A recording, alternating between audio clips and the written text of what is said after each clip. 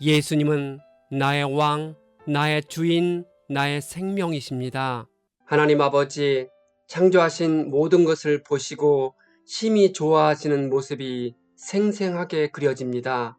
하지만 하와가 뱀의 유혹에 넘어가 남편까지 죄짓게 하여 고통에 빠지는 모습도 그려집니다. 올 한 해 성경 말씀을 묵상하며 우리를 넘어지게 하는 온갖 유혹을 물리칠 수 있는 지혜를 주옵소서. 예수님의 이름으로 기도합니다. 아멘. 오늘 읽을 말씀은 창세기 1장부터 3장입니다. 이 말씀의 핵심은 첫째, 하나님이 하늘과 땅을 만드셨으니 그분이 모든 만물의 주인이십니다. 둘째, 하나님이 일곱째 날에 안식을 취하셨으며 아담의 갈비뼈로 그의 돕는 배필을 만드셨습니다.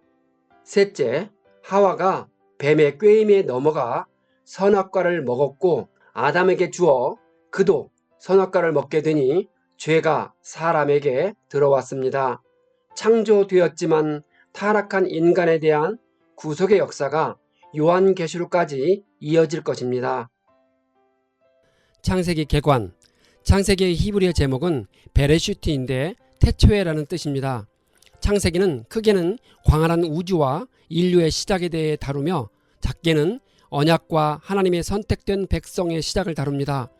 창세기는 모세 오경인 창세기, 출애굽기, 레위기, 민수기, 신명기의 첫 번째 책으로 그 책들의 주제인 율법과도 밀접한 관련이 있습니다. 성경을 창조, 타락, 구속, 완성이라는 큰 틀에서 바라본다면 창세기 1장과 2장에서 하나님의 계획하에 천지가 창조되었습니다. 하나님은 그것들을 보시고 심히 좋아하셨지만 3장에서 사탄이 뱀의 모습으로 나타나 하와를 속여서 선악과를 먹게 되니 아담과 하와가 타락하게 되었습니다. 전통적으로 창세기는 모세가 쓴 것으로 여겨왔습니다.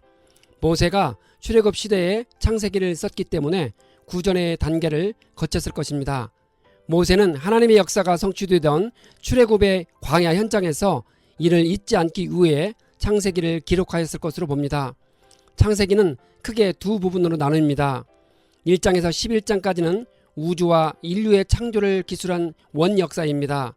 이 부분에는 창조부터 노아 홍수 심판 후 바벨탑 사건과 흩어지는 내용까지 언급하고 있습니다.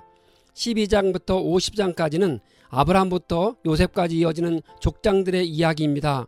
이 부분은 하나님께서 아브라함에게 고향을 떠나 가나안 땅으로 가라는 명령을 시작하며 아브라함과 그를 통해 땅의 모든 족속에 복을 주시겠다는 언약이 기록되어 있습니다. 아브라함은 선택받은 백성들의 조상이 됩니다. 이삭과 야곱으로 이어지는 이야기에서 야곱이 아버지의 집을 떠났다가 다시 하나님이 지시하는 땅으로 돌아오며 하나님의 이름인 이스라엘의 이름을 받게 됩니다.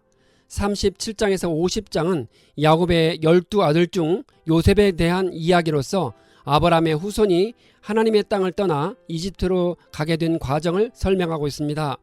야곱의 아들 요셉이 형들의 질투와 시기로 인해 노예가 되어 이집트로 팔려갔습니다. 하지만 하나님은 섭리로 그들을 인도하셨으며 마침내 형들은 동생 요셉에게 사죄했고 요셉은 형들을 용서했습니다. 찢어졌던 가족은 하나님의 섭리로 다시 회복되었으며 야곱의 가족이 구원을 경험함으로 종결됩니다. 그리고 이 구원은 곧 이스라엘 민족 전체의 구원으로 확대되었습니다. 이 부분이 요셉을 중심으로 기록되어 있지만 야곱은 아버지로서 영적인 지도자로서 여전히 그 가문을 이끌고 있습니다.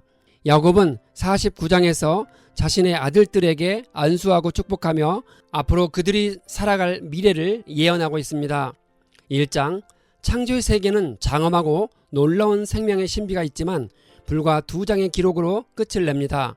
창세기 1장은 태초에 하나님이 천지를 창조하시느니라로 출발합니다. 이 말은 감히 어떤 사람도 어떤 신도 어떤 종교에서도 흉내낼 수 없는 선포입니다. 이 말이 이해가 되고 믿는 사람과 이 말을 믿지 못하는 사람과는 하늘과 땅 차이만큼 큰 거리가 있습니다. 태초는 시간의 시작을 가리키는 말로 하나님의 천지 창조와 더불어 시작된 시간의 맨 처음을 가리킵니다. 하나님이 천지의 주인이시고 인간의 주인이시라는 진리가 출발하는 것입니다. 성경 전체는 창세기 1장 1절을 기둥으로 세워져 가는 것입니다. 하나님의 영이 흑암의 수면 위에 운행하시며 그때까지 창조된 천지를 잘 보존하고 앞으로 더 행하실 하나님의 창조 사역을 준비하고 계십니다. 창조의 날은 오늘날과 같은 24시간을 가리키는 데 대해 많은 논란이 있습니다. 이와 관련하여 세 가지 유력한 견해가 있습니다. 첫째, 그때의 날은 일정한 한 세대를 가리킨다는 견해. 둘째, 문자 그대로 오늘날과 같은 24시간을 가리킨다는 견해. 셋째, 태양이 창조된 4일째를 기준으로 그 이전의 3일은 한 세대를, 그 이후의 3일은 24시간을 가리킨다는 견해입니다. 이와 같은 세 가지 견해는 각자 나름대로 타당한 이유를 가지고 있지만 출애굽기 20장 8절부터 11절에서 모세는 하나님의 천지창조에 근거하여 실제적인 제7일을 안식일로 삼은 것을 고려하여 오늘날과 같이 24시간을 보는 견해가 가장 설득력이 있습니다.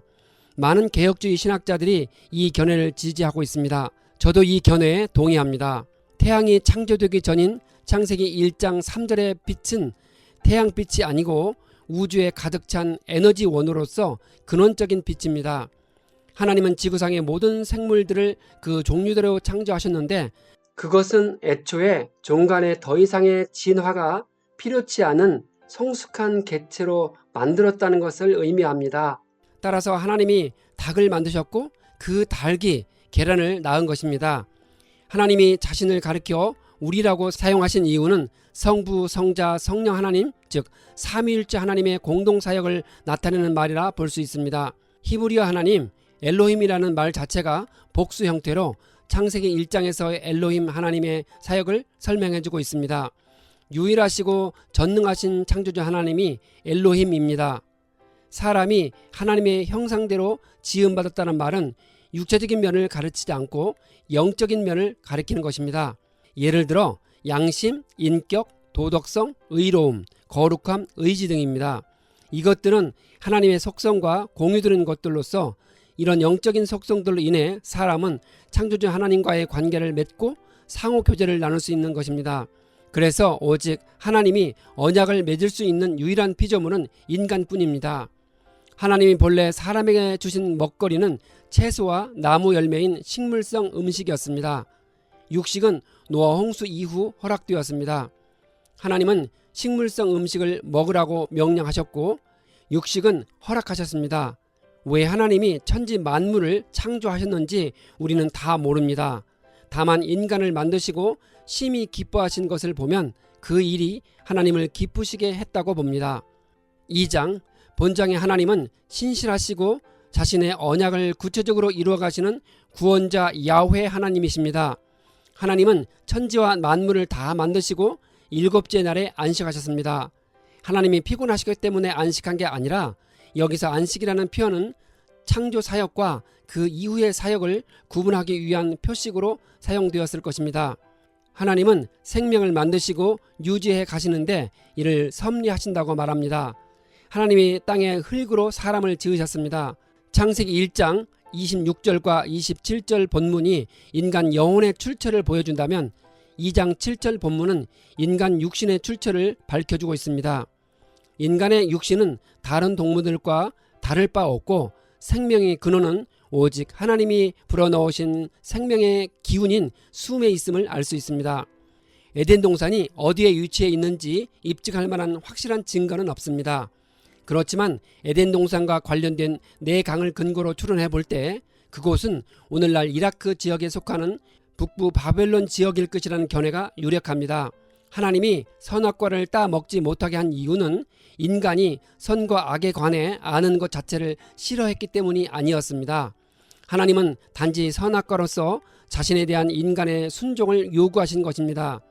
하나님은 선하시고 악이 없으신 분이시니 그분의 모든 명령은 참되고 인간에게 유익이 있다는 절대 신뢰가 있습니다. 그런데 인간이 하나님의 명령을 어기고 선악과를 따 먹음으로써 선악의 지식을 알게 되었고 하나님께 순종하는 것이 선이고 불순종하는 것이 악임을 깨닫게 된 것입니다. 하나님은 아담에게 모든 동물의 이름을 지으라고 하셨고 아담이 혼자 있는 것이 좋아 보이지 않아서 돕는 배필로 여자인 하와를 창조하셨습니다. 최초의 설계대로 하와가 아담의 갈비에서 나왔으므로 처음부터 한 몸이었습니다. 남자와 여자는 둘 다 하나님의 형상으로 지음받았고 함께 생육하고 번성하여 땅을 다스리라는 명령을 받았기 때문에 여자는 남자에게 돕는 배필이 될 수 있습니다. 실제로 그것은 하와가 아담에게 육체적, 지적, 영적으로 교제하고 하나님 앞에서 남자와 책임을 나누는 관계임을 의미합니다. 남녀의 결혼이 갖는 의미는 세 가지로 정리할 수 있습니다. 첫째, 부모의 영향력에서 각자 독립하여 주체적인 인격체로서 살아가는 독립의 원리. 둘째, 상호 간의 지배나 예속이 아니라 동등한 인격체가 서로 더불어 살아간다는 연합의 원리. 셋째, 남자와 여자라는 두 인격의 사랑으로 한 몸을 이루어가는 합일의 원리입니다. 3장, 여자를 유혹한 뱀의 정체는 하나님을 거스려 대적하다가 땅으로 내쫓긴 사탄입니다. 사탄은 창조의 최고의 작품인 사람을 타락시키려고 영특한 뱀을 배후에서 조종하여 하와를 꿰어 선악을 알게 하는 나무 열매를 먹도록 유혹했습니다. 요한계시록 20장 2절에서 사탄을 가리켜 옛 뱀이라고도 부릅니다. 뱀은 하와에게 질문을 혼란스럽게 하여 하와가 선악과를 보고 먹음직도 하고 보암직도 하고 지혜롭게 할 만큼 탐스럽게도 한 나무로 보이게 했습니다. 인간의 타락은 모든 것을 무질서하고 파괴하게 했습니다. 인간은 자신의 지혜로 수많은 발명품을 만들어 삶을 편리하게 만들었지만 자연과 환경은 인간으로 인해 훼손되고 있습니다. 사람이 따먹을 수도 있는데 왜 하나님은 에덴 동산의 중앙에 선악과 나무를 두셨을까요? 사람이 하나님의 형상을 좇아 자유의지를 가진 인격체로 만들어진 만큼 하나님의 조종을 받는 로봇이나 하나님의 완전한 보호를 받는 애완동물로서가 아니라 사람이 주체적인 자유의지로서 하나님께 자발적으로 순종하기를 원하셨기 때문입니다. 아담과 하와는 하나님께 불순종한 결과로 창조주의 순결함을 상실했기 때문에 자기들이 벗은 줄을 깨달았습니다. 하나님은 사탄을 멸하기 위해 여자의 후손과 원수가 되게 하고 여자의 후손은 뱀의 머리를 상하게 할 것이고 그는 죽을 것입니다.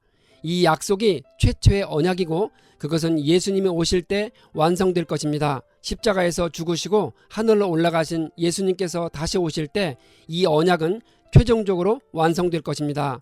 하나님은 하와에게 임신하는 고통을 크게 더하시겠다고 하시며 수고하고 자식을 낳을 것이라고 합니다. 아무리 산부인과 의술이 발달했다고 하더라도 해산의 고통과 두려움은 늘 떠나지 않습니다.